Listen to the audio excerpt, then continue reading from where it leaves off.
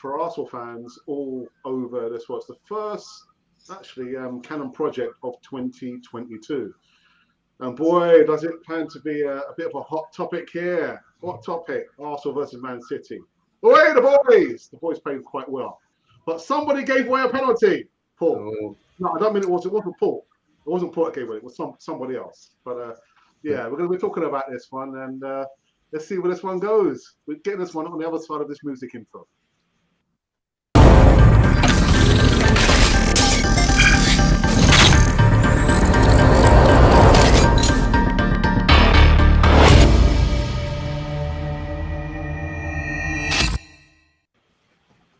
Yes, Happy New Year to each and every one of you lovely gentlemen, gentle folks. It's the first Canon project of 2022. And yeah, it's going to be the main topic of the evening, depending on where you are in the world. It's going to be about Arsenal versus Man City. But before we get into that one, please kindly subscribe to Canon 4 TV, help us grow, be a part of the community over here on Canon 4 TV. And we've just surpassed 15,000 subscribers. Unbelievable.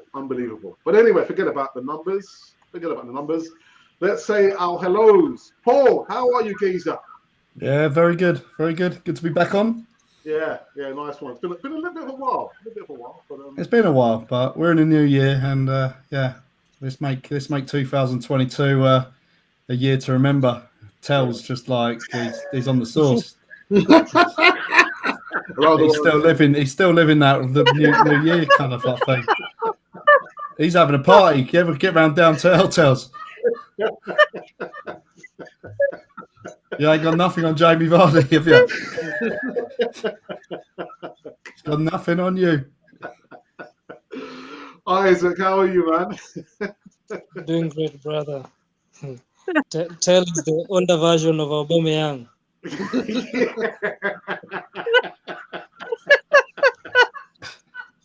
That's a good way of putting it, actually.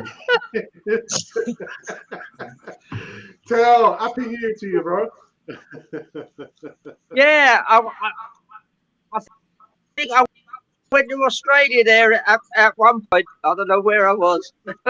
Hear all your voices, and anybody tuning in. We're going to have some fun now, but we're also going to, as well as mucking about the way I always do, we're going to have some serious discussion because I think Arsenal are on the verge of a very, very good team.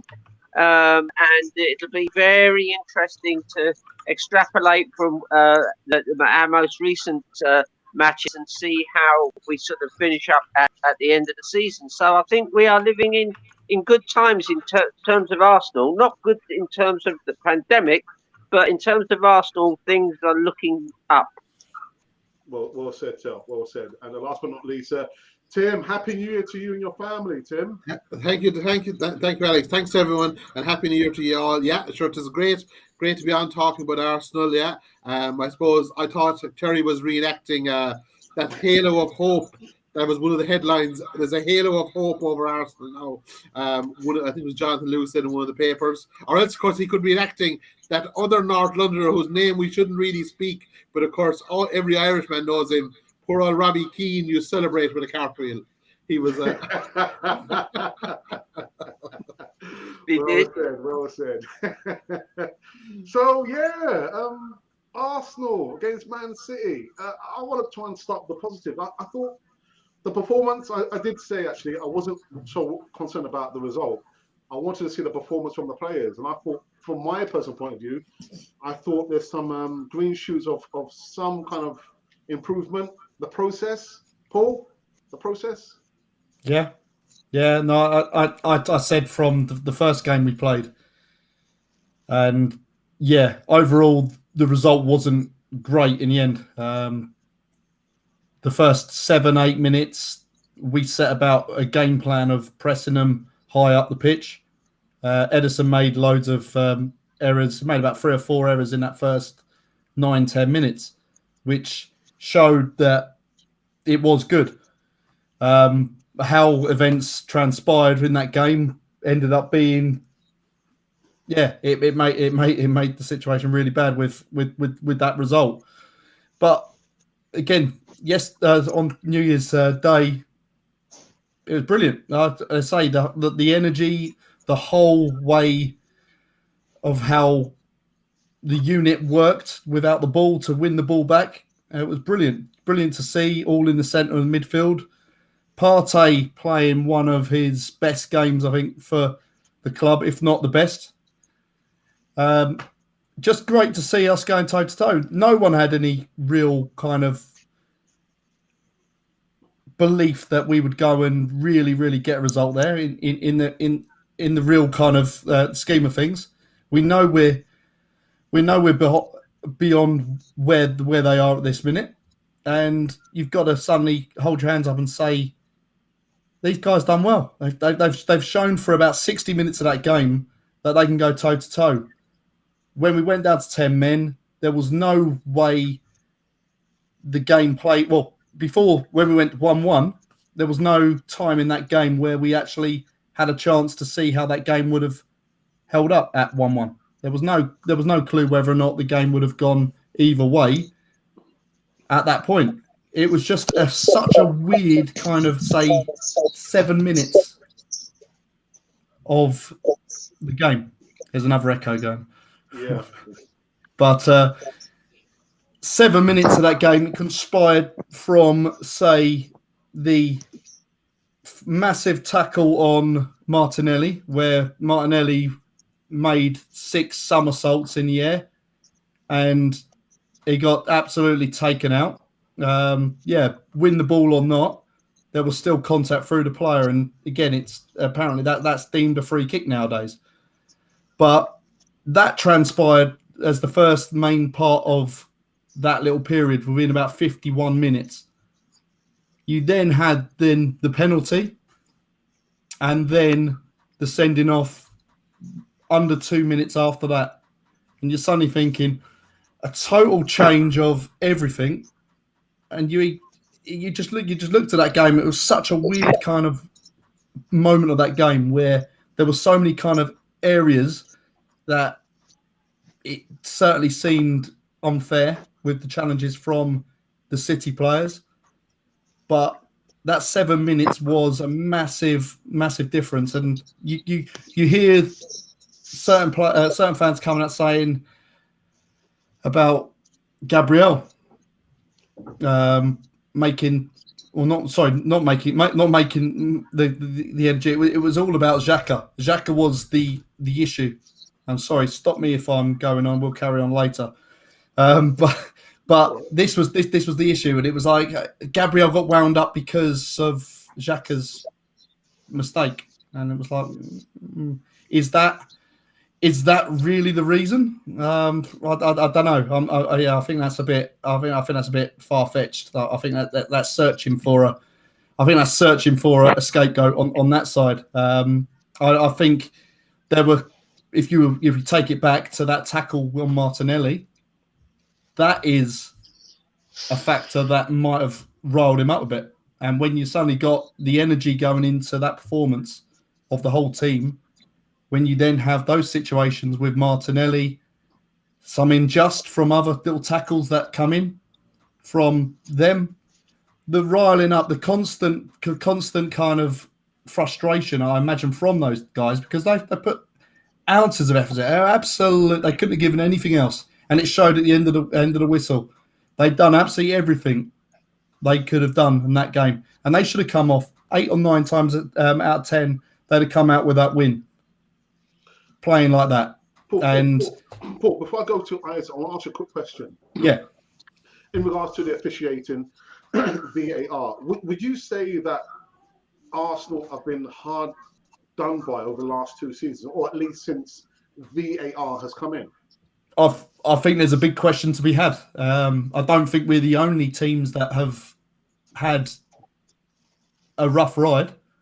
We certainly had a lot of issues. Certainly this season, I can think of 5 or 6 games where we've had a very bad decision go against us, and that affects red cards. That affects the game. One tackle that may be deemed a yellow card, Xhaka comes in for the same card, or the tackle. Sorry, he comes in and gets a red card. That changes matches. Again, this is one of those kind of things. Gabriel, he should have been sent off because there were two stupid things that he done, and the referee had no choice but to send him off. And he's got booked for that stupid thing he done on the penalty spot. Whether or not he's given a little bit of verbal to the ref, whether or not the refs maybe deemed that he's kind of barged into him, whatever's come out and said about, oh, that was the reason why.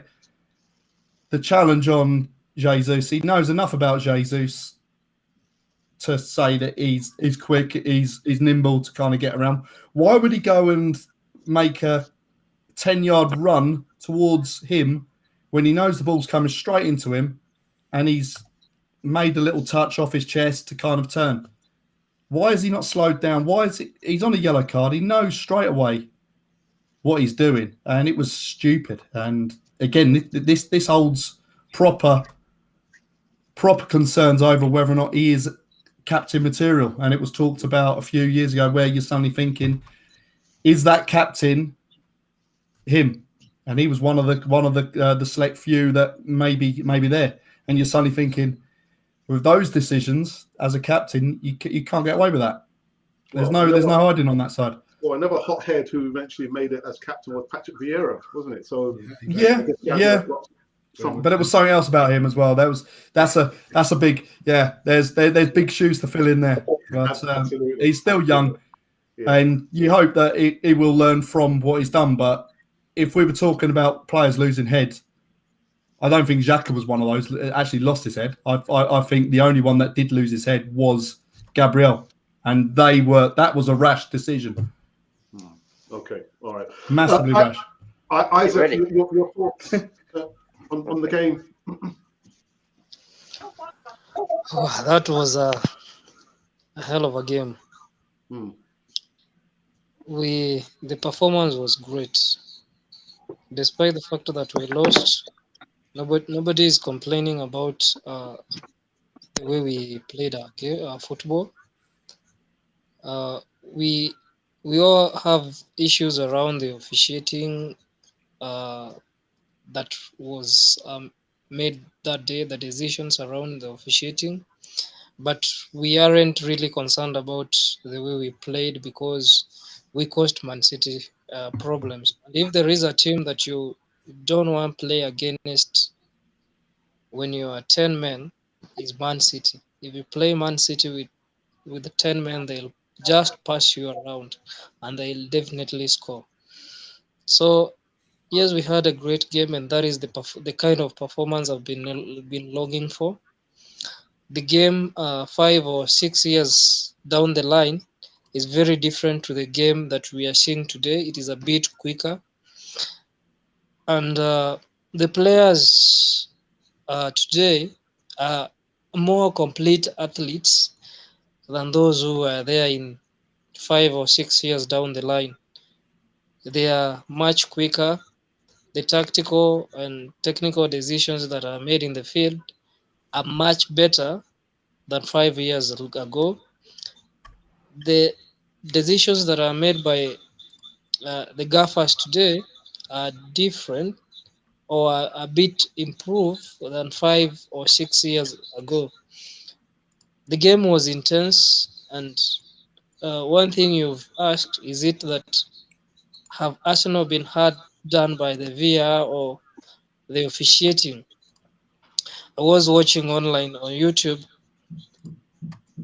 Just apart from the Man City game, last season we were hard done by the VAR. If you looked at the decisions that were made against us, the greatest number, or we are first ranked, that VAR was okay.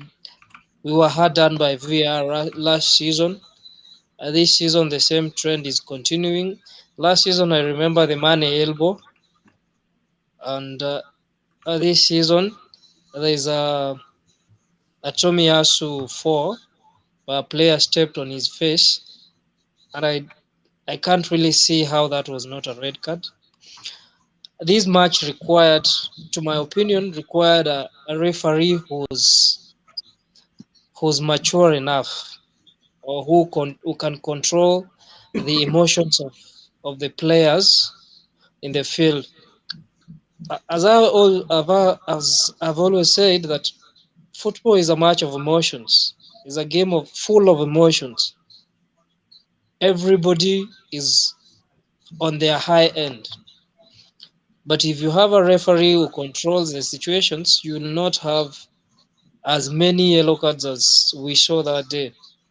But if you have a referee who's also emotional as the players, obviously you see a lot of yellow cards and even red cards. And as a referee, if you made a mistake or if there was a controversial decision that was made, the internet is not forgiving. They'll dig up the dirt. And as we've all seen, the dirt has already been dug up that Atwell was demoted in 2012 and he awarded a ghost goal to Watford. All that is coming up because of the decision that he made during the Man City game. When you look at the penalty claim against Odegaard, there was no definite angle. But there is a clip that is circulating online right now. If you look and look again, it's definitely a penalty. But from the VAR side, there was no definite angle to decide that from. And our players felt they were hard done by, and you could hear all of them asking if VAR was really fair. Why was he not called to the monitor so that he could dismiss it himself? He could say, no, it's no penalty because it is his decision. VAR does not decide for the referee. He could simply go to the monitor, have a look and say, no, to me, I stick with is no penalty. Because when you look at the Man City penalty, he already was going down, but Granit gave him the reason to award the penalty actually, because Bernardo was already going down. After that game, I watched the Tottenham game. There was a similar fall on Harry Kane, but the Watford defender was quick to let Harry Kane go because he was also already going down. And VAR decided it was no penalty, and it was not penalty. But you see, Granit is pulling the shot. Bernardo is going down. He's already going down. If you want to be realistic, the angle of the shot pulling and the way he went down, they did not relate in any way. Yeah. Because you see how he's pulling him. He's pulling him towards him. If he was going down, I will expect him to go down while appealing towards Xhaka. But you see the way he's going down, he was already going down, but Xhaka gave the referee the reason to award that penalty. So Isaac, very quickly, so in your opinion, it was a penalty? That it is a 50-50. So if the referee decides it's a penalty, it's penalty. Because it is a 50-50. Right. Yeah. Okay. All right. Daniel Day-Lewis. So firstly, look, my thoughts are, well, firstly, I'm a big Gabriel fan. I will say that before I start it all. And I do think that he has the potential to go on and be a very, very good player for Arsenal. And I still believe that he has captain potential. Look, he was a bit rash. Definitely the second booking. He probably, I think at that stage, his emotions, he'd kind of lost one of his emotions and he was trying to get the hits in. Like, I mean, central positions, and actually I was watching it here at home, my son and we were saying that we would have to reduce our subscription down to 50% because we only want to watch the half of the field where Gabriel and Tomiyasu were playing. We don't want to watch the other end at all. We really only hit because that's the way they were. They were just inspirational. They were really getting their hard work done. They were putting the tackles in. And that's the thing about the contact sport. If you're a player that's, putting in hard tackles, being aggressive, you need a high level of control. Like, I mean, that's the problem. flair players, kind of streak players, those sort of highly expressive players, they often maybe can actually get away with being less disciplined because their nature of their play isn't as confrontational. So Gabriel, I would give him a lot of leeway on that. I don't think it was his fault. Look, Arsenal, let's say Arsenal got 0 points from that match, right? But you have to break it down like, okay, we didn't win the match, and I'd say we didn't win the match because of VAR. VAR cost us that match. There's no doubt about it. But why did we not get a draw? Well, that brings out a bigger question then. In other words, well, there's other factors. And the two other factors that I think that were at play were, well, first one was indiscipline. I think Paul touched on that already. Like, we have like the example of Tomiyasu and Gabriel the first half, putting in these crunching, highly disciplined tackles. Xhaka trying in the second half. Next thing he's up wrenching your man's jersey. Next thing, Gabriel gets sucked into the whole thing. Like I said, it's his responsibility. But you see how the environment, didn't lend itself to. It was confrontational. And I see Stuyvenberg says that he got his yellow card for actually something he said to the referee, and he also confirmed that he did not use bad language. So, in other words, maybe that first yellow card was a bit harsh. So, going back to the other point, then is you must remember I think it's 12 matches in a row that won. They're the present champions. And how do you judge champions? I remember when Arsenal, with the famous Invincibles, when Arsenal went that season unbeaten, they bet United, they bet Liverpool, bet Spurs, bet all the big teams that time. Man City weren't the force they are now back then. But I remember Thierry Henry saying one of the big victories was below against Portsmouth. They had to grind it out. Things weren't working for them. They had to play really hard. They had to get stuck in. And the best example of that attribute in the present champions, in other words, in Man City, is that Saka gave a performance that was just like, I was glad Partey got man of the match. He was in a central position. He played well, used the ball intelligently, really looked well. But Saka's performance on that right wing against Ake was just unbelievable. He had him destroyed. He had him in his pocket from the word go. He's just like the word hangover. This is a player that was, like, as Isaac pointed out, was pillared on social media after the Euros. But now he's back playing real expressive football. But you must remember, after 45 whatever number of minutes out torturing he went back anyway. And he was the player that brought the ball off the line. The one when Man City were conceding an own goal, a confusion in their defence, Ake, the player, the member of their defence that was under the most pressure, he was the one that got off the line. Now Martinelli maybe should have done better with the rebound, but that's the cut of champions. We were playing the champions. We had him on the rack. Unfortunately, we didn't get the job done. We should possibly have got a point, even allowing for VAR. But I saw, like, I think I used the phrase already, a halo of hope. And I think there really is a halo of hope. I do doubt they're going to lose players to the African Cup of Nations, but so are other clubs. But, like, definitely our defence. 2 shots. We conceded 2 shots on target to Man City, and one of those was a penalty. Our defence and Ramsdale in the goal, like, he was so, when he came out after, he said, we need consistency now. We need to move on.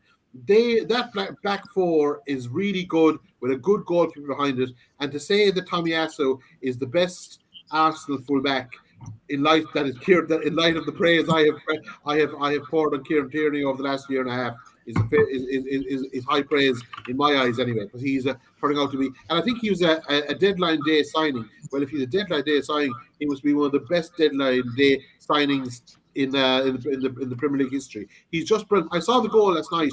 Lacazette against Wolves, it was a Wolves, and he really worked that ball up the wing. He was outstanding, great, brilliant. But that's my thoughts, is that we have a brilliant defense. We have Saka going well, and I have a lot of hope for Gabriel. I really like watching Gabriel. I really like watching Tomiyasu.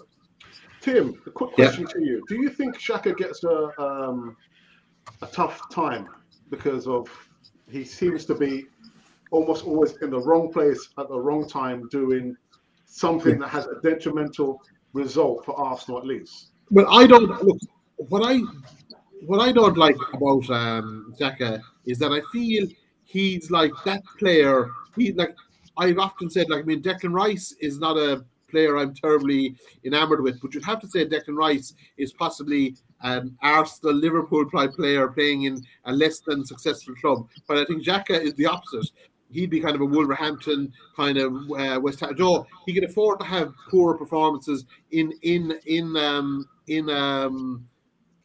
those teams. But again, with Arsenal inside, you're talking about being competitive. It's a different kettle of fish. He's worth 20 million. That's what they were looking for him in September. He had a very good Euros playing for the Swiss. He's not a bad player, but I would feel that Partey, his biggest attribute now seems to be he provides a foil for Partey. He breaks up the play, he provides a bit of cover. But like I said, this kind of jumping into challenges and these rash challenges, that in itself is an art form. That takes a lot of discipline, and all he has to do is look at his teammates, Tomiyasu, look at Gabriel, and look at how those players execute. Because what he was asked was very hard. And look, not to be repeating myself, but Man City are champions for a reason.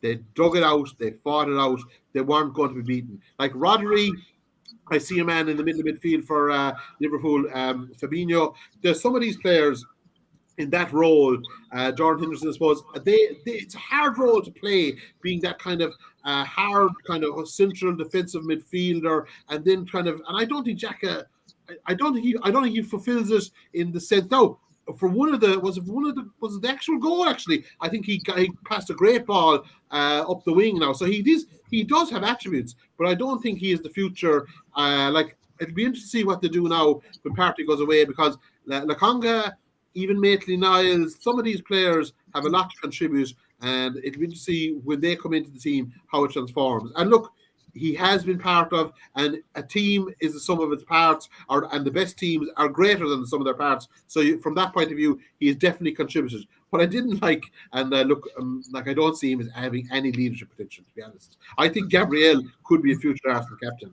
I can't.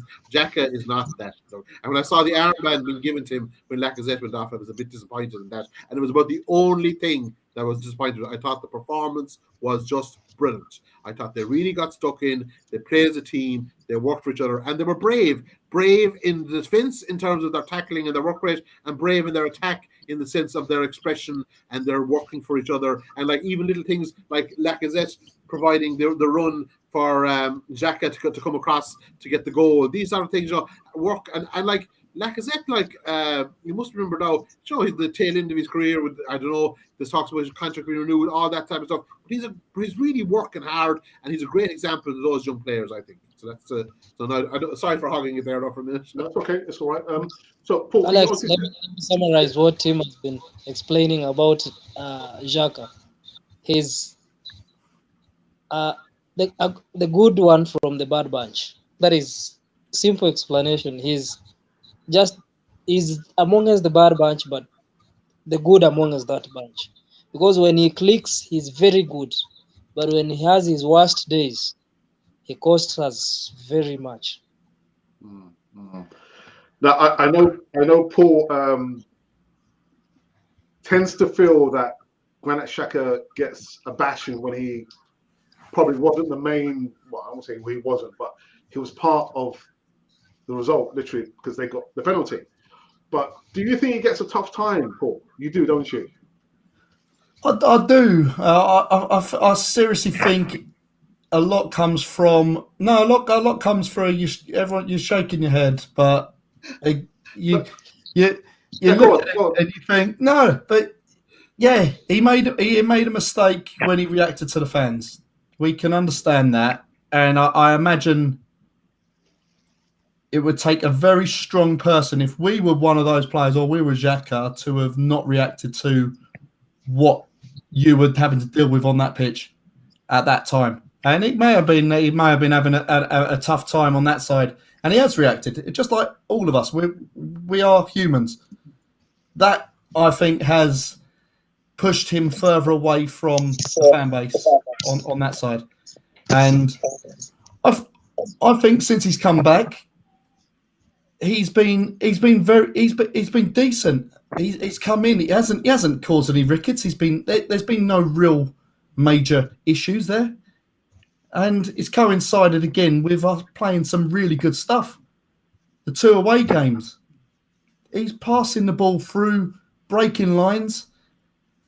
There was some good stuff from what he was putting through and putting on a plate for some of the guys. I think the Norwich game, there's lots of things that get missed about him, and it's a conception. He just passes sideways, passes backwards, but no, he's got a range of passing. He can play forward. Again, it all comes down to the balance of the team. Again, if they're unable to, and we talked about this earlier in the season, where the players don't seem to understand how to play with each other because they seem to be there would seem to be so many changes, and us not having those players in and around playing week in, week out, that he weren't able to actually get his way of playing. And this is Arteta. So now everyone is back. He's now got his set positions. He's now got his set team he wants to bring in and play. 4 or 5 games on the bounce, and we've maybe made one change in that. There's some really good stuff, and you're suddenly thinking these guys have got to build themselves up together. At the end of the day, the only way they're going to improve is by playing games and playing games in an actual proper game in the Premier League. And he hasn't done wrong. He hasn't in all his things. Yeah, you could say you're right. He's been involved in a penalty, but it's not the first time, Paul. It's not the first time, is it? Yeah. Well, it's not the first time, but again, he's got history. It's history, but as quite a lot of players got history. It's not that great, Paul. Well, he's not the most mobile midfielder. I'm not classing him as a Messi or a world class kind of midfielder, but he's what we've got. He's one of Arsenal. Yeah, we have to get behind him. We have to, and again, it's one of those where we could have 5, 6 good games, and then one kind of mistake where it is very subjective on the challenge in the box. You think, he's got an arm of shirt, but has that forced the guy to go down? No, it hasn't. It's defied the world of physics, but he's done it. He's given VAR a reason, but and that's it. But that's it. He's given a reason, but hey, but it's not. Again, the VAR was then also coming out with saying that just because there's contact doesn't mean that it needs to be given as a penalty. That was another thing that was raised. And you're suddenly thinking they only showed one angle of that penalty as well, which was the one that extenuated the arm pull. Whereas if they showed it behind the goal and they see the way he flopped forward, he'd done proper Kane style.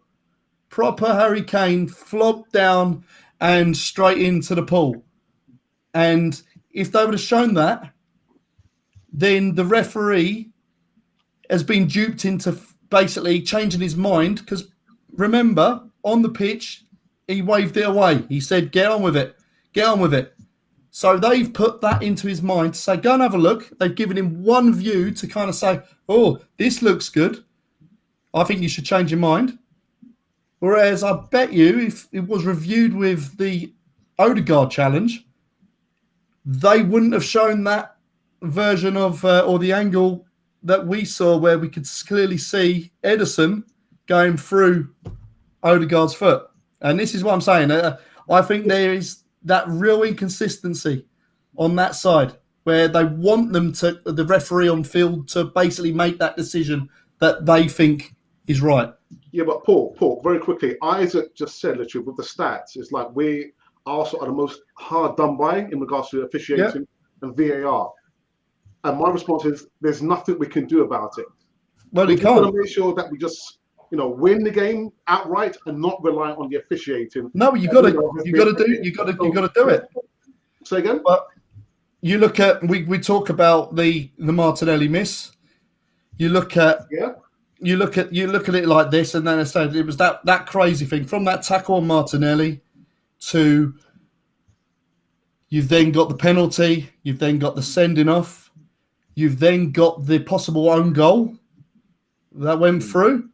Again, they're all these kind of things that come around in that little area, and you're suddenly thinking, if it ain't going in, it's not going in at that point. It was one of those where it was just it was a joke.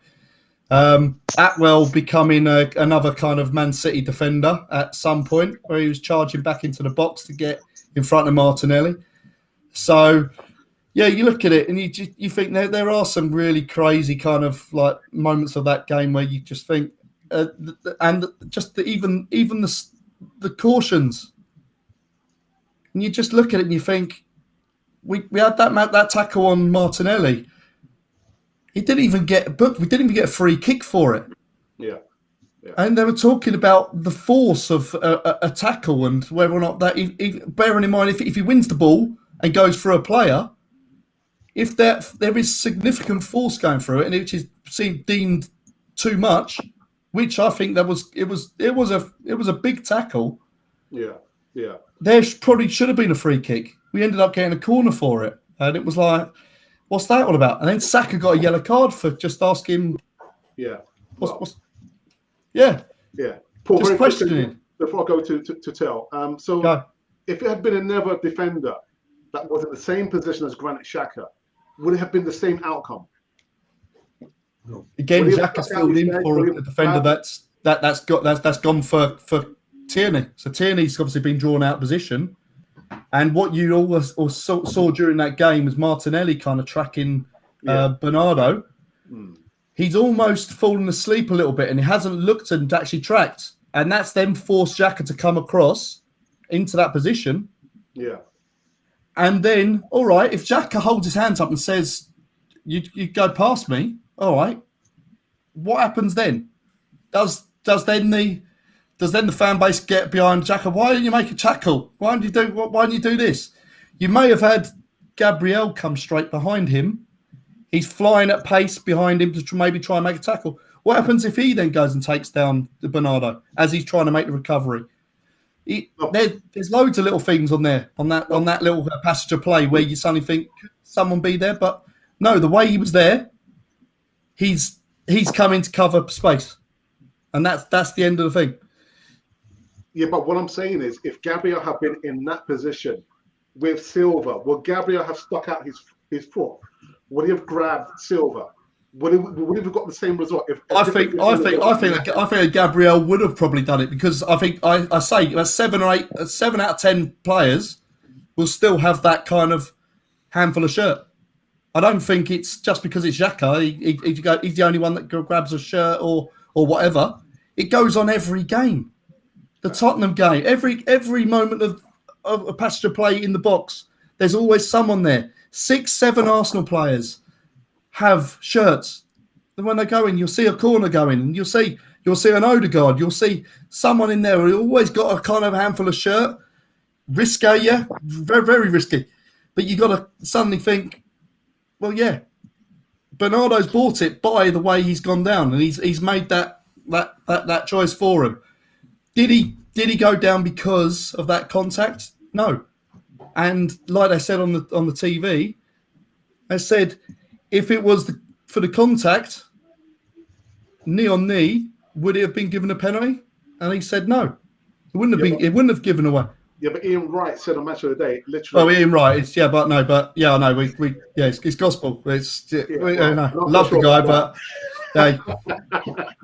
Tell, waiting for us. Tell your thoughts. Man City, Arsenal, Xhaka. Well, listen, you keep going round and round the houses about these penalty incidents and so on.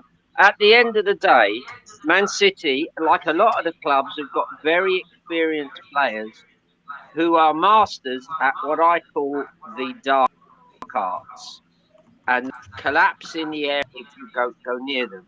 So, and the last person you want in our area is Xhaka. We've had so many incidents where he's proved he can't tackle. I've always called him half a player. He's wonderful in the middle third, striding forward with the ball at his feet. He's got great vision. He can switch play. He can play the through ball. He can wait the pass. But don't ask him to tackle. And exactly what happened in the corresponding fixture up at Man City. He did a tackle that turned into a foul and turned into a red card.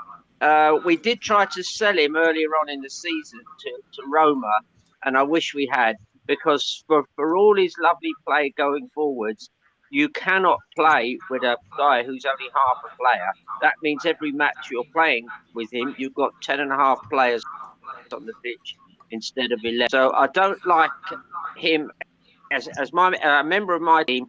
However wonderful, and he is wonderful going forward, but I'm sorry, he's got these mistakes in him continually. He's 28, nearly 29. It's not going to. It's embedded in how he plays, and the opposition know this. Now you can be sure, not sure whether Pep would do this, but some managers would say, try and isolate Xhaka and turn him, because once you do, either he can't get anywhere near you or he'll foul. So in a low-scoring game, a foul box means a goal, basically. So no, I'm afraid I wouldn't keep going on with that. Just one thing I haven't mentioned is that if you look at the footage again, and this is again the sort of dark arts, when Gabriel approached the ref and there was a melee of Arsenal players, and which is great. I think that's great. We haven't done enough of that, getting in the ref's face, but actually standing too close to him. It's so clever. What the Man City players did, one pushed the other. Right. The second guy would then bounce into Gabriel. Gabriel is so tight to the referee, his chest hits the ref, and the ref turns around immediately, looks surprised, and then books him. So that was instigated by Man City. Very clever. It's the dark arts, but these guys, if you look at Pep's team, a lot of these guys have been around. They know how to do it. Now, obviously, Arteta's doing, I think, a fantastic job. A little bit Pep Mark too, but so be it. But he's got naive players there. They haven't been around. They haven't been around Europe. The Italian game is normally low scoring. So all these kind of, you can get a plus off, or you can get a penalty. All crucial cards to play, and we are green. And when it all kicked out about the penalty, it was obvious we needed a captain. We need somebody to calm the players down properly. I believe Lacazette tried to, but he hasn't really got the authority. So hopefully over the summer transfer window, we'll have a look at who can we put in there. There isn't somebody, but we could do with a T. Adams type character who everybody respects, is in the centre back or central mid position, and can just lead by example, but also be vocal. And they could have been telling people, calm down, stop for a minute. You know, penalty was scored, but you still have 10 seconds where you could have gathered a few of the players together and said, lad, for the next 5 minutes, play it tight. Don't do anything stupid. Their tails are down. Don't do anything stupid. And of course, what did we get? We got a rush of blood to Gabriel's head, because he thought, quite rightly, he'd been badly done by, which he had. And then he goes and spins Jesus and gets sent off. So unfortunately, we blew the game. Sorry, Alex. So did someone want to say something? Yeah, but just come back to the tackle, Jack, the penalty tackle, the famous tackle. Just I believe, and like I'm not. This is maybe is not a definitive answer, but I believe that Gabriel and Tomiyasu would not give away that penalty. Now I'm not saying Partey, I'm not saying Ben White. Well, obviously Xhaka did give it away, but I do believe an out and out, hard trained, disciplined, aggressive defender would not give away a penalty in that position. That's my belief. I think the evidence for that is not going back. Well, it's gone back over a while, but the evidence of that was there from the first half. Is that those two players put in those type of tackles on numerous occasions and didn't give away. Like tackling, aggressive, kind of making sure you get contact on the ball. That involves really not getting over technical about it, but it involves putting in one of your feet in a very definite position. In other words, Xhaka was there with his feet kind of in, and he was also pulling with it. That's, you know, you're talking gymnastics at that point. You're no longer at football. You know what I mean? And that type of tackle that Tomiyasu and Gabriel had done in the first half, they would have pulled off that tackle there. I do not believe, so I think they wouldn't have given away the tackle. Now, I'm not saying that Partey, if he was in the situation, maybe he would have given away the penalty. But those real quality defenders that are doing it every day, that are absorbing the punishment, they would not give away that penalty. But as Terry and I think Paul both have highlighted, they created an overload. Next thing they had one-on-one with Silva running at Xhaka. So would Holding have made that foul? Who? Holding has been very. I'm back in the all I love Holding camp now. I have to say. No pun though. There's no pun there. I remember. Area. Sorry, what? I think Holding would have pulled it off. I think Holding is a good, honest defender, that kind of player. Like I remember Holding and Lino were playing last year, and I often defended Holding. I still think Holding has something to offer. And like he came in the day was it Tomiyasu or whoever, the day White had to go to full back anyway, and he played reasonably well that day. Like he is a good quality third central defender. I don't think he's a bad player. And like you must remember that everyone talks about Tony Adams. Tony Adams was a once in a lifetime player. But Tony Adams had Steve Bold, Martin Keown, David O'Leary. There was a lot of players. They did that other central half. Was often, there was different players fulfilled that role, and so you do need more than two. And definitely White and Gabriel as a combination look. The back four looks very good at the moment. You play the champions now. They were built up a bit too much, and BT Sport they were calling the best team in Europe. Well, if they were the best team in Europe, they'd have won the Champions League last year. But they are definitely the best team in England at the moment, and we kept the two shots. One of those is a penalty. So I think our defence and our goalie are very, very good, I have to say. Yeah. Sorry for Hagen. Isaac, did you want to say something, Isaac? Yeah, I was saying, yes, Holding is a good player, but he's great aerially.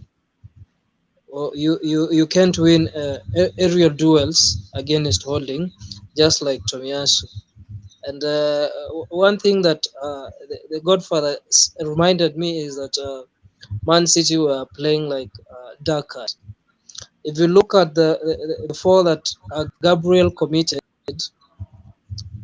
as a coach, and I coach my defenders, they expect in that moment, Gabriel was expecting Jesus to control the ball with his chest.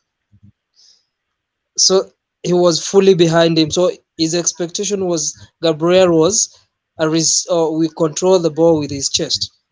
But Gabriel, Jesus looked over his shoulder and he saw the pace at which Magalhaes was coming with. He just turned. He didn't control, he turned. That turning, and as you turn, gravity, due to gravity, you will have to go a little bit lower. So his Gabriel's arm caught his neck, and that is obvious yellow. And because he was booked, and actually I had not seen the first yellow card, and I was like, really? What's wrong with this referee? A yellow card and a red card at the same time, because when he was booked first, it was not shown on the screens that he has been booked. It was shown that it's a yellow and a red card, and I was like, when did it happen? And when was he first booked?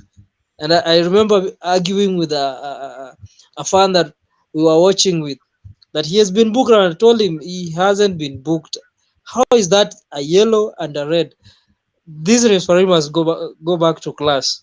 So, and the fan was saying that the only thing that the referee didn't do was taking the penalty himself. and I was looking at the West Ham and Tottenham game last season when West Ham drew 3-3 West Ham. The referee who was officiating actually saw the West Ham striker coming to strike the ball, and he peeled off. But when you look in this case, in our case, Stuart actually blocked Martinelli from reaching the ball, so he had to go around him.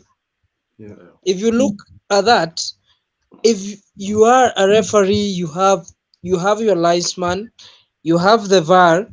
There's no need of you rushing into the 18-yard box as if you are the number 9.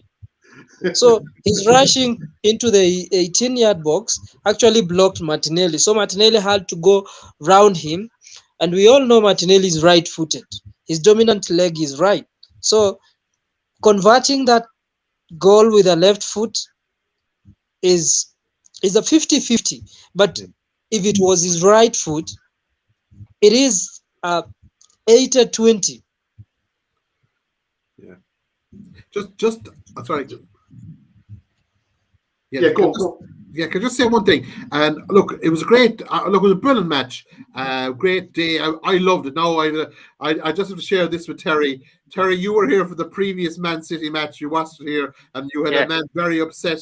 Well, let's just say I won't say he was equally upset, but he was definitely in the same ballpark. Anyway, he doesn't like Man City at any level now, I think. But anyway, but I was fascinated, and I'm sure Alex and Terry would appeal to them as well from a teaching point of view. Is that the coaches, like you were missing your head coach, Stuyvenberg was on the sideline, and this.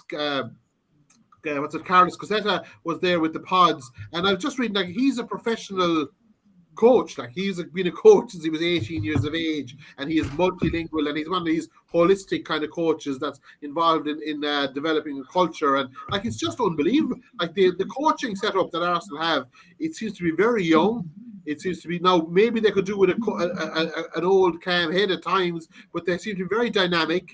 The set piece guy they got, I can't think of his name now, but they got him from is it Giovanni, or he's French anyway. They got him from Man City. He's definitely working. So look, from that point of view, I suppose we got to see behind the curtain, which we probably haven't. Normally we put everything in front of Arteta. In other words, all success and all failure is his. But they proved that he is a very robust coaching setup. He was taking on a very strong team, and look, through a combination of maybe bad luck and possibly indiscipline and things like that, Joe. But it wouldn't have taken a lot more for him to win that match. But Tim, very, very quickly, Tim, do you think the fact that the players did not have Mikel Arteta shouting instructions at them kind of gave them a little bit more, how can I say, a little bit more trust in their mindset? Much more autonomy. Much more autonomy. And Terry will believe, I'm hoping Terry is going to jump in here now, because Terry would know this. Terry, isn't this what it's all about? They have to make their own decisions. Yeah. You have to put a structure in place, a rigor, but they have to make their own decisions. And ownership means that that ownership that they get from making their own decisions, that builds confidence. I mean, that's what it comes down to. Like you said, look, Arteta was great. He was a kind of a COVID coach. He was on the sideline, empty stadiums. It was almost long training sessions. But that's gone. I mean, another thing actually, which was notable, was the supporters were really into. Do you remember when Xhaka got the goal? They were really up for it. It was really back. I mean, I have to say, you sit down and look. Everyone watched soccer in the COVID. Everyone, nothing else to be doing. But that match last day, it was brilliant. It was just brilliant. It was just so exciting. It was high end, and I do believe Arsenal are traveling on the right path. They have young coaches. They have a young team. I mean, there's a question mark now. Smith Rowe.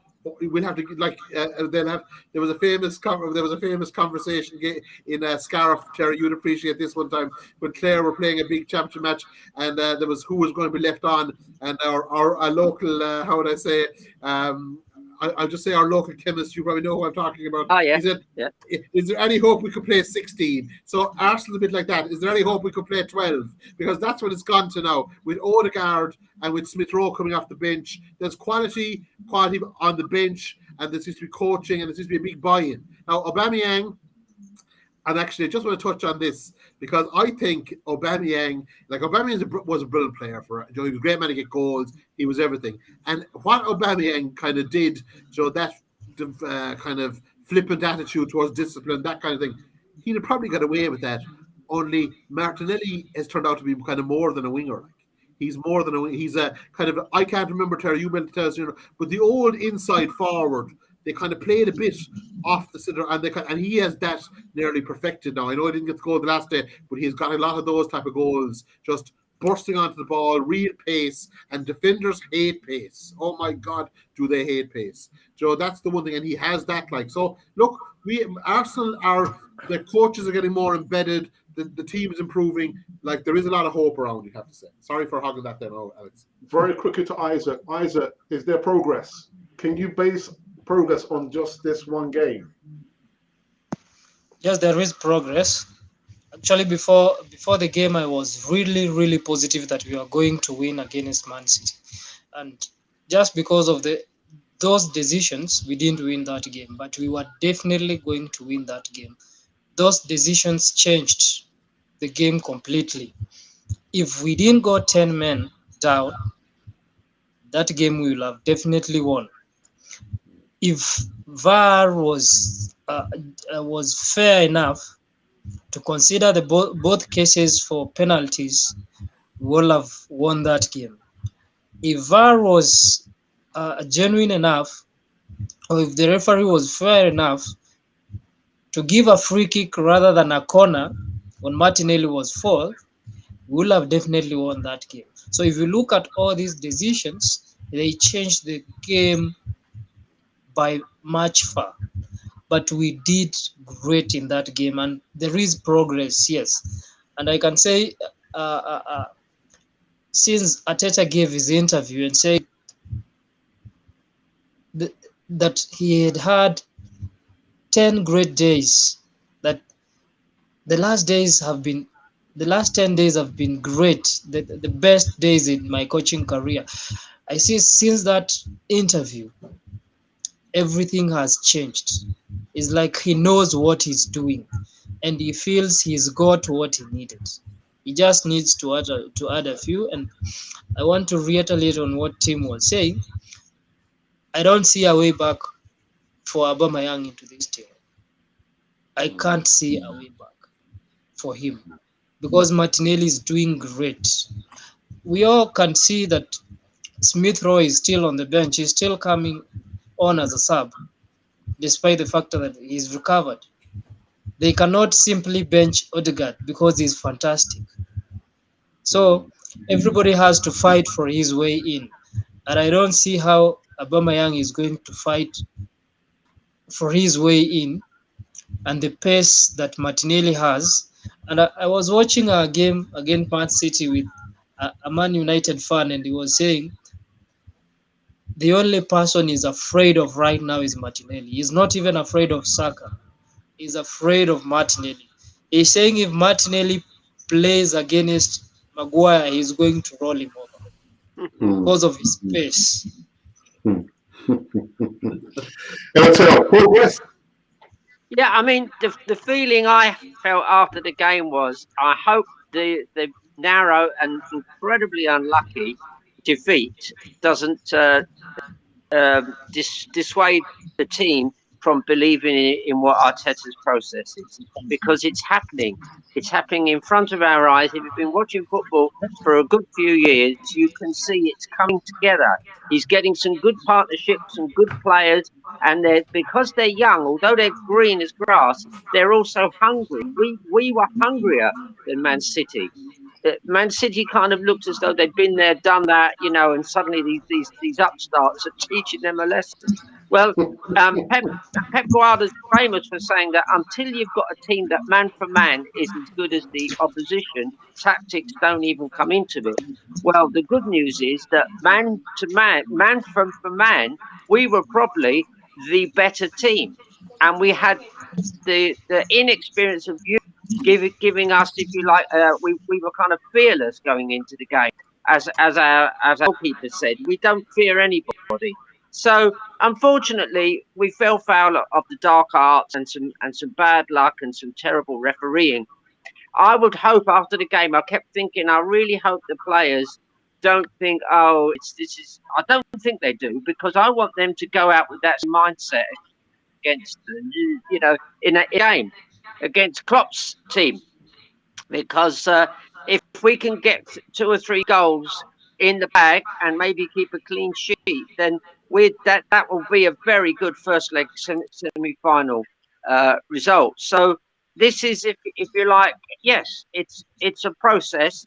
What I would say as well, I don't know if the guys there have realised that Arteta's contract is due up in 18 months. So there will be big decisions to be made from Uncle Stan Kroenke this coming summer. And I do hope and trust that the way things are going, we should have a good second half of the season. Obviously, oh, by the way, did people notice about Partey that the first time Partey didn't have Arteta barking in his ear and giving him instructions, Partey was possibly, some people say he was man of the match. So there, after all the things we've been trying to figure out, why isn't he showing his form? Maybe he just needed to be left alone. And as him said earlier, you can't keep over-coaching these players from the sidelines, and sometimes you let them fly. You've done all the stuff, you've created all the good habits. Now go and do it. So it's looking good, but there's still some matches coming up in the next 2 or 3 weeks. But is it Thursday night we play again? Yes. Let's hope. Yeah, let's hope it all goes well there. All right. Paul, finally to you before we go into the live chat. Progress for you, Arsenal? Yeah, no, so this last 4 or 5 games after the kind of the defeats against United and Everton, I think we've gone into it. We've played a couple of teams that are givens what we should be if we want to do what we want to do, and we've done it well. We've gone away to Leeds, massive atmosphere there, and they've done the job. And even the Norwich game was again potentially tricky, and they've done a job. So now there is progress, and I'm not downbeat on the City game. We lost. I don't. Yeah, I'm not too bothered about it. We expected to lose. In all fairness, we lost, but I can be 100% proud that we've made them be very, very worried, and potentially why they resorted to little kind of tactics the way they did. So I look at it like that. I think, well, yeah, another time we'll take them. But if we were trying to kind of like compare them between the away game and then this time round, there's a massive improvement. And you picture it now with everyone back, as long as we steer clear of injuries and get everyone still on form. And if January comes and we've got a couple of reinforcements coming in, who knows? I don't know what the plans are, whether or not we are looking to get anyone in temporarily or not. No one knows. It's potluck with Arsenal. We'll be linked with 400 players, as we always do. Only 400. Yeah, only 4. Yeah. It's a quiet year. It's COVID kind of. Yeah. But I think if we keep everyone fit and everyone happy, then we will be good, well placed. And again, let's not go ahead of ourselves. We're not saying this year we need to be top 4. Again, this is the whole kind of understanding where we are. This year is not say we need to get top 4. If we get top 4, that's a bonus. Well, that's because again it's going back to that Tottenham season against Leicester, where they finished 3rd in a 2-horse race, and you look at it like that, where we're not expected to win it or do whatever. But hey, if we can nip in there because other teams don't want to win the league or whatever, as that season was, everyone seemed to lose games because they didn't want to either win it or get in those places. Everyone kept on losing games every week. So if we can nip in there ahead of schedule, then Yeah, great. We've got the back. I'm sure we're going to have the backing to go on and do it and strengthen. And so, if Champions League comes, we've got that ability, and players will be coming knocking and wanting to come to Arsenal. We haven't lost that gravitas. A very quick last question to you, Paul. Yeah. A quick yes or no. Is there any way back for Aubameyang? No. Thank you. Let's move on. Let's go into the live chat for the first time this evening. We've only got enough time just to go through just a few comments in the live chat. Evening, gentlemen. The first one up. Then he also says, oops, where is it? He says, Happy New Year to each and every one of you. Pick and choose. What else have we got here? I'll set this one. Alexander N says, the Martinelli screen was the worst thing the referee did. Let's move on. We've got the assembled. Good evening, the assembled. And this is the even chat. VAR is supposed to help the referee. The referee should think about helping VAR. And secondly, nobody is speaking about the manipulation that the players are using to create confusion. Thoughts, Tim? Well, firstly, yeah, I think definitely they're saying the supporters don't understand the VAR. I think the referees don't understand VAR. And another thing is that we saw last night there was a VAR decision. Mason Mount was they were looking back very tight, I have to say, on a stamping incident. And Joe, but I think that a penalty, Joe, that took place last night. I don't think the referee was called over, but I think any penalty decision, anywhere marginal, they should be called over. It's like a try in rugby. They should be the referees are nearly always, Joe. They nearly always go to the video check in rugby. So I think the penalty decisions, both for any even marginal one, they should be called over to look at it, because now the being called over now is almost like it's the executioner, like it's that go back to the old the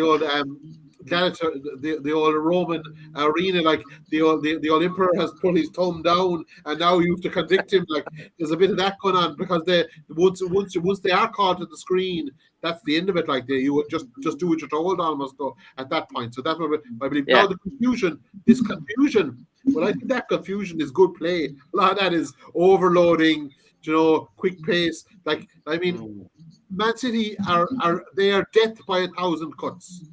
That's what they are. Like they continuously. And I think Isaac made the point earlier. 10 men against Man City was. Now look, I was at home watching it, and of course, I was a bit disgruntled, and with the last ball that went in, and of course, I immediately turned around. If Martinelli was there, he'd have got a hit on that.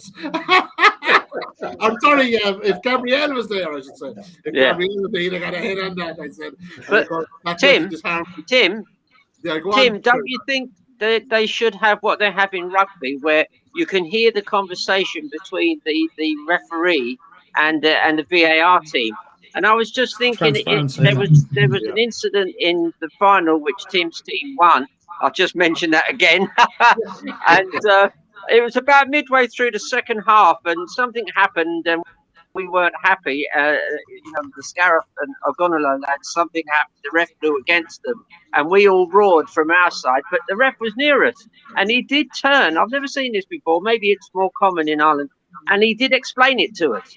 He just said in one sentence why he'd given the foul or the free or whatever, And I was really pleasantly surprised. I thought, well, fair enough. He's seen it and he's like that. If they had where you could hear the ref saying, "Can I see it from another angle?" or "Have you got another angle?" I'm just trying to see if Ødegaard's foot gets to the ball first, for instance. That would have been the obvious thing. Does Ødegaard get to the ball with his foot first, and therefore does the goalkeeper kind of kick into his foot? In which case, it's a penalty. So I think, and surely that would be very simple to do. They're all mic'd up.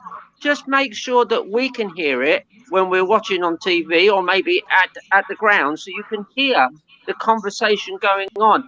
Don't make it a kind of a secret session where nobody quite knows why they did what they did. It's unnecessary, and I mean, in other sports, it works fine. And I didn't realise actually the Can I say something, VAR Alex? is in Stokely Park, isn't it? It's not in the stadium. It's like in some place in the UK. It's not in the stadium. Why don't I have the VAR box in the stadium? Transparency. Alex, let me say something. Hmm. If Odegaard was right-footed, it will been a very easy penalty to give, because he will have got the ball with his outer foot. So you'll have clearly seen contact between Ederson's leg and Odegaard's. But because he's left-footed, he gets the ball with his inner foot, so you can't see clearly. So that is another indefinite angle that we are not seeing it from. That's why we have VAR, isn't it? Multiple different angles. VR and definitely, unfortunately, VR is giving us one angle.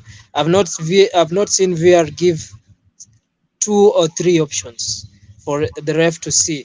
They only give him one angle to choose from. Alexander M says exactly. Saka would have done the same thing if he was in Bernardo's position here. Xhaka didn't do wrong technically, but he gave the referee a reason to even be questioning it.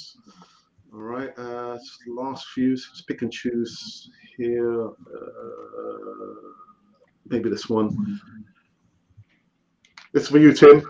Daniel Day-Lewis. Oneni for Odegaard was the substitution that made no sense. Yeah, I think I couldn't see that. No, I like Elneny. I think but I don't think that was the substitution to make at that point. Was the only player. Yeah, look. Ultimately, I'd say it wasn't. It was more fresh legs than anything else. I'd say get him on. Was Odegaard on a booking as well? I think was he. I think he was on a booking. All right. For Saka, Odegaard, Gabriel all booked. I think that's the way the bookings went. And Gabriel was booked twice, I think. Am I right in saying that? Anyway, but look, I think it was very much fresh legs and holding out for a 1-1 draw. I think that was the mindset. Look, if I was there, that would have been my justification for that substitution. But you could make the argument that Odegaard could have opened him up and he could have got that ball through. Like Odegaard have you noticed that Odegaard seems to be communicating a lot with the bench. He seems to come over a lot and out he goes again. He's almost kind of seen as that kind of central figure, although Lacazette is the captain. And I just have one little thing to say about Lacazette. When Ireland were playing in the late 80s, what's his name? John Aldridge. Remember, he played for Liverpool, and he couldn't score. He had an awful bad record for Ireland, and he was Liverpool's main striker at the time. And but everyone was giving out this is before the internet, but the media were dick down him. But he was always backed by the management. And Lacazette, I think, is filling that role now for Arsenal. He's working hard up front, maybe not scoring as much as we'd like, but he's providing the famous gegenpress or whatever. But he's working hard, keeps the opposition defenders honest. He's doing a lot of that, and he does provide leadership. But from a point of view of a kind of a central general, kind of a lieutenant on the field, maybe for the coaching setup, Odegaard seems to be fulfilling that role, and he also seems to be kind of giving direction to other players. I've just kind of noticed that a small bit lately. Yeah. So yeah, look, I feel the substitution was possibly fresh legs, and I have a sneaking feeling that I think he was on a yellow card as well. Ashley D, the moderator for the evening, says first game back, gives away a free kick which led to a goal. Now again another penalty. 4 red cards, 46 yellow cards. Yeah, this is reliable. Xhaka loved in the Premier League by other teams. 46 yellow cards. All right, Ashley. Okay. As a midfielder, it is normal for you to get yellow cards as a midfielder, not as a defender. If you look at stats, most players who've been given yellow cards are midfielders because they are there to disrupt play. Actually, I think he's trying to get 50 before the end of the season. He'll probably get it before the end of the month. You get a free T-shirt then. Alexander N, I disagree. I will never forget nor forgive Xhaka for that. Some things you just don't do when you wear the red and white. Maybe just a couple more before we end this one. 2 ways, isn't it? Say again, ways. There's 2 ways to that, isn't there? You don't be talking bad to the players that actually play in red and white. Support them. Yeah, true. Very true, Paul. Very you know? True. Yeah. Massive questions asked them. What is support? Is there not any player that you don't like, Paul, at Arsenal? At Arsenal? No, I'm not. Again, they play for the shirt. I might not say I'd think that they're all great, but as I say, if they're playing, they're picked. You got to get behind them. What's the point of going and behind and giving them pelters? Because it's not going to make them play better, is it? So until they get sold, until that pen's on the paper of another deal, then get behind them. I think I'll take the Fifth Amendment on that. Anyway. Apparently, Roma have now submitted a bid to sign Adrian Maitland-Niles on loan with buy option in summer. Arsenal yet to reply, and maybe just make the next one the last one. Oops. From Monty, who says Martin scores the open goal. Xhaka missed the accident waiting to happen. Keeps his hands at himself, and Gabriel doesn't get booked twice for absolute stupidity. We win and don't bring up the referee. Yeah. Do you know what? Sorry, do you want to say anything, Paul, on that? No? No. Okay, good. Then we'll come to an end. We'll come to an end on that one. All right, so that's it. The first Canon project of 2022 is now over. Thank you to my panelists. Brother Isaac, always a pleasure to have you back. It is my pleasure, brother, to be here. Brilliant. Yeah, Daniel Day-Lewis, Happy New Year. Happy New Year to y'all. And believe me, I'm buying into the halo of hope. There's a halo of hope over Arsenal. I saw that headline. I love this. Paul, always a pleasure. Always Cheers. a pleasure. Happy New Year, guys. Nice one. El, who's your godfather? Yeah, I'm with Tim on the halo of hope. It's we have a lot to look forward to, and if the Pope come and help us at all, I wouldn't mind that. I will be back tomorrow morning, give you some more live news in regards to some transfer news, because we're back in the transfer news silly season. Like 400 players, only 400 players linked to Arsenal. 400. Get your money's worth. 650. There you go. There you go. Yeah, Paul. Okay. Get some more material. Just up the ante. All right, guys. Have a good evening. And to my moderators, I think there's been 2 moderators in the live chat moderating for us. And of course, to the viewers across all platforms. Thank you so very much. Again, I'll be back tomorrow around 11 a.m. UK time, GMT time. Give you some more live news. Until then, you've been listening to Cannon Fodder, the channel for Arsenal fans all over.